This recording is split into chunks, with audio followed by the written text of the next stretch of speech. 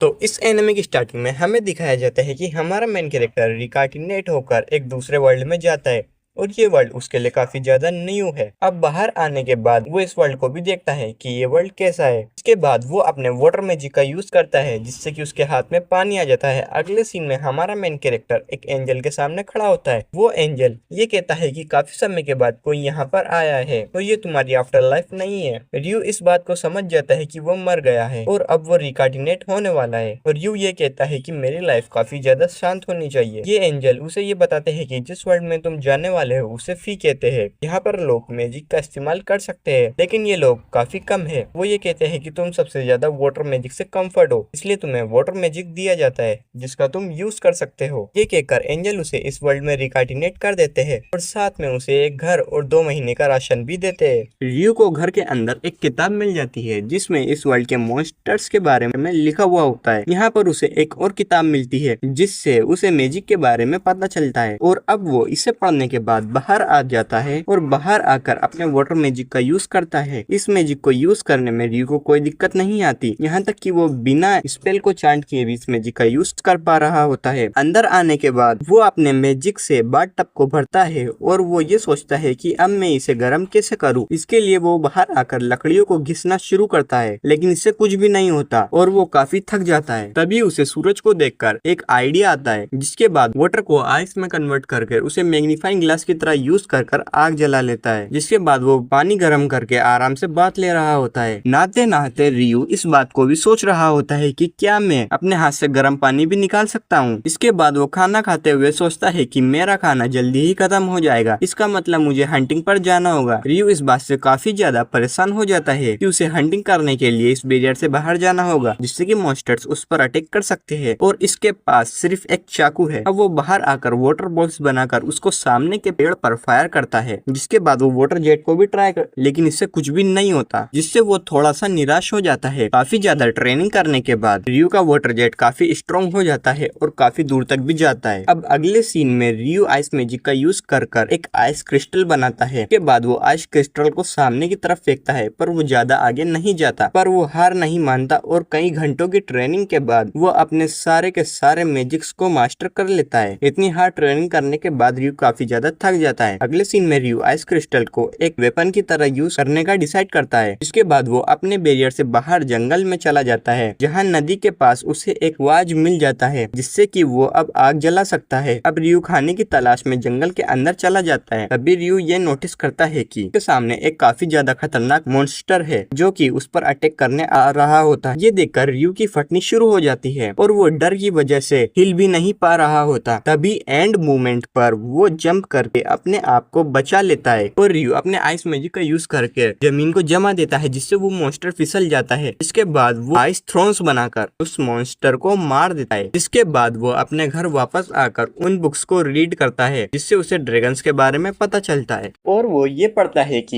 ये ड्रैगन्स काफी ज्यादा खतरनाक होते हैं और ये जहाँ भी दिख जाए तो इनसे जितना दूर हो सके उतना दूर भाग जाओ अपनी जान बचाने के लिए। और जब रियो पेज को टर्न करता है तो यहाँ पर एक और एंजल के बारे में लिखा हुआ होता है और इसका नाम है अगुमा और ये एक फॉलिंग एंजल है। इस किताब में इस एंजल के बारे में ज्यादा कुछ नहीं लिखा होता, बस एक चीज साफ लिखी होती है कि जिस भी दिन ये एंजल तुम्हारे सामने आ गया वो दिन तुम्हारी जिंदगी का आखिरी दिन होगा। अब अगले सीन में रियो जंगल में आ जाता है लेकिन तभी अचानक एक काफी बड़ा होग उस पर अटैक कर देता है और रियो आइस शील्ड बनाकर इधर उधर भाग रहा होता है। ये होग रियो को मारने के लिए एयर स्लेश का यूज कर रहा होता है। अब रियो ये समझ जाता है कि उसके पास भागने का कोई भी चारा नहीं है तो वो भी लड़ने के लिए तैयार हो जाता है और इसके ऊपर आइस के अटैक करता है। पर ये रियो के अटैक्स को डॉन्च करते हुए रियो के काफी ज्यादा पास आ जाता है। तभी रियो आइस शील्ड बनाकर उससे बच जाता है और होक को भी काफी ज्यादा चोट पहुंचती है और वो डर के मारे यहाँ से चला जाता है और रियो चैन की सांस लेता है, आज तो बाल बाल बचा। और इसके बाद रियो जब घर जा रहा होता है तभी उसे एक सरकटा दिखता है जिसको देखकर इसकी काफी ज्यादा फटनी शुरू हो जाती है। इस बंदे की लाइफ में ऐसे ही काफी सारी दिक्कतें आती रहती है जिसकी वजह से ये अपने मैजिक को काफी अच्छी तरीके से यूज करना सीख चुका है और अब इसका वाटर जेट काफी ज्यादा स्ट्रॉन्ग हो चुका है और वो एक पत्थर को भी बीच में से काट देता है। अगले सीन में रियू इस सरकटे से लड़ने के लिए उसके सामने आ जाता है और दोनों में फाइट शुरू हो जाती है और ये सरकटा रियू को काफी आराम से हरा देता है। और हारने के बाद रियू ये सोचता है, क्या मैं इसे कभी हरा भी पाऊंगा? ये सच में काफी ज्यादा ताकतवर है।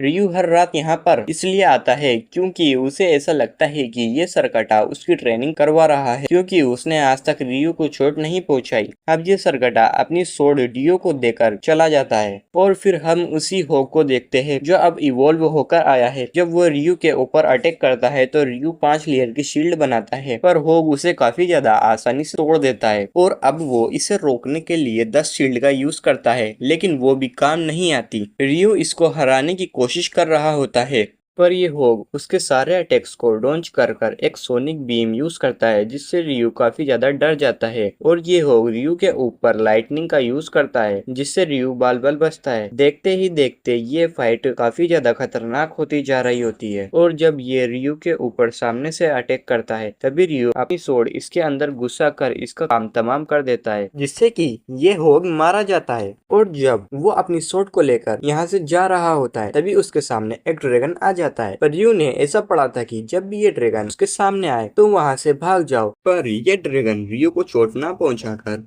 अपनी टेलीपैथी का यूज करके रियू से बातें करता है, जिससे रियू शॉक हो जाता है।